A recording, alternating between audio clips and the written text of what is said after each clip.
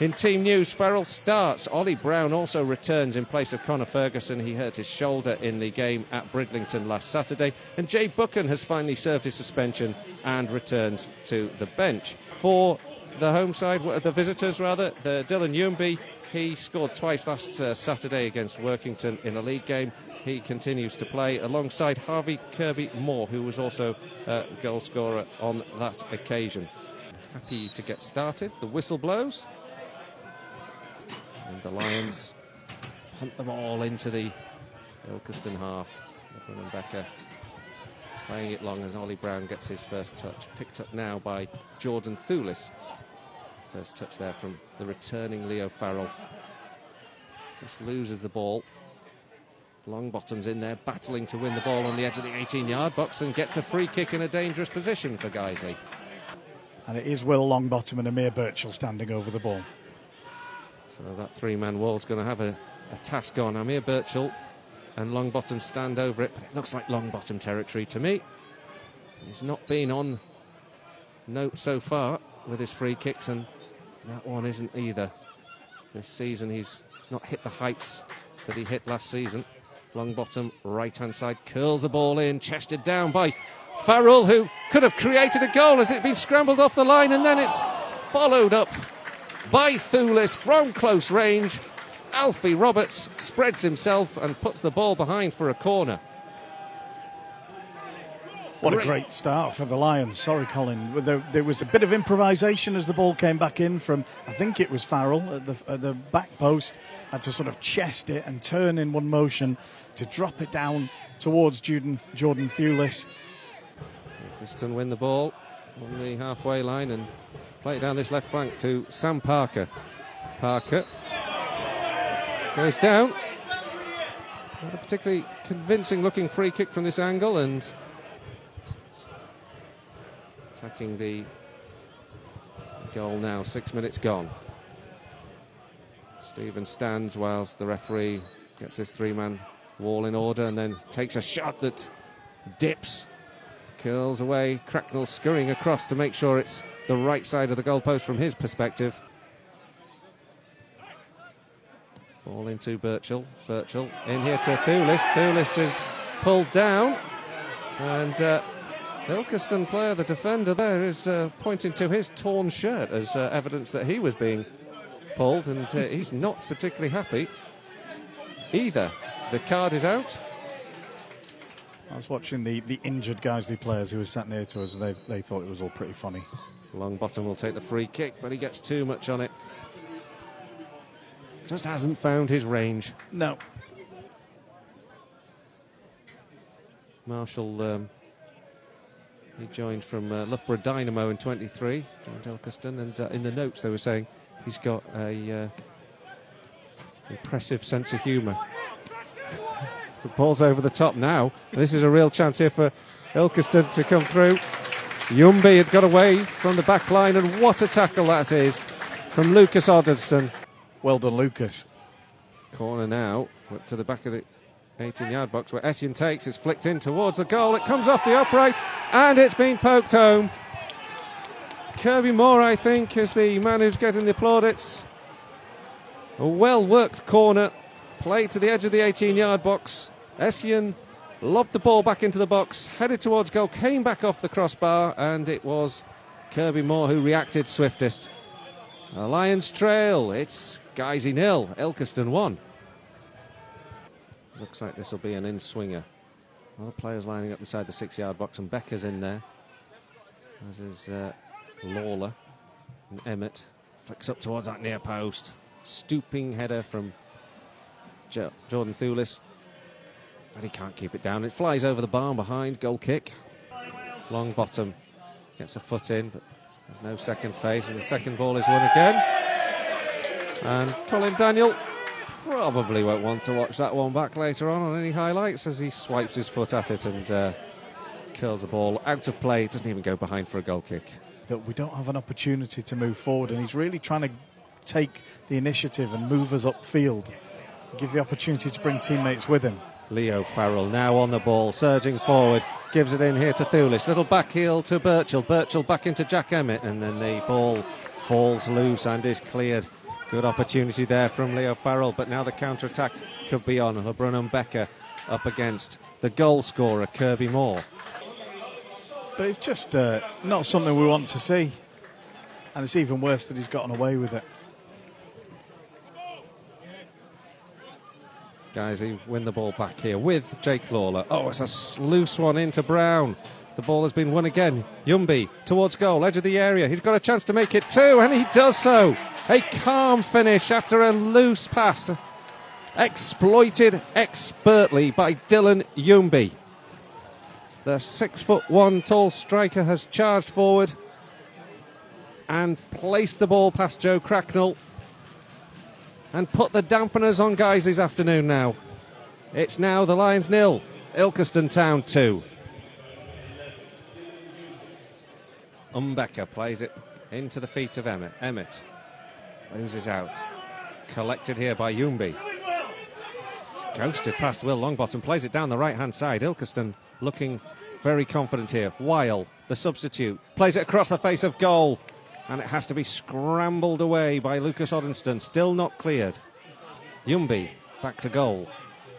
Is it in here to the captain? Thornhill plays a good ball into the edge of the 18-yard box where Acheri collects. Curled in now by Thornhill, and then this time Daniels doesn't collect. And in the end, the ball is played back in towards that byline. It's kept on play until the Lions can finally see it into safety. Not certain how Ollie Brown is. I've seen him rubbing his head a few times since he went into the boards there, but he's moving fine. Farrell now takes the ball over for Guiseley. Runs at it, angle of the penalty area on the right-hand side. Cuts it across, in here to Thulis, who heads, and it's just gone over. Great work there from Leo Farrell. Where he can on his day be so effective. It looks like Thulis is staying out on the left and Birchall will play centrally, which we've not seen him do before. Cheery with the ball now for the visitors. Right-hand side, cuts in between two defenders. Great footwork there to the edge of the area. Opportunity here for Kirby Moore. The ball is eventually slid towards goal. Challenge comes in there brilliantly from Jamie Spencer to deny that opportunity. He's now down on the ground, having taken a knock. It will be a corner to Ilkeston, but that was almost a third for the visitors. And Becker and Lefudu collects on the halfway line. And staring down consecutive defeats at the moment without scoring a goal in the league. Now, this would be the third game if they weren't to register, but they might change that now with Thulis inside the area. Can't find the angle, can get a shot away. Tricky player. Well, we've got a couple of tricky players out there, and they've been fairly ineffectual. So, heading towards the halfway mark of this second half. There is some time, but we'll still have to defend. That's a super shot that comes in from range again from Yumby. Maybe Cracknell got a touch on it. It went off the upright and away. On the ball again, Yumby. He's drilled it across the face of goal. No one in the 6-yard box to capitalise from an Ilkeston perspective. It goes behind for a goal kick. Defence holds firm, and it's cleared from Ilkeston perspective. One who's also played for Hibs. He's had a right old career. Unfortunately, knee ligament troubles have dogged it. Here he is, still commanding the centre of the park. He's been typical of what Ilkeston have done so well today. You know, they've looked. Oh, Lawler's been robbed by Essien. Lawler caught out. Essien goes past him into the penalty area, takes a shot. That's 3. Essien smartly robs Jake Lawler, and the error is penalised by a brilliant finish from Sam Essien, who runs into the box, checks back across Jake Lawler, and with his left boot fires the ball comfortably past Joe Cracknell, and that looks like an unassailable lead for Ilkeston. Guiseley 0, Ilkeston 3. Well, honestly, 1-0 looked fairly unassailable. But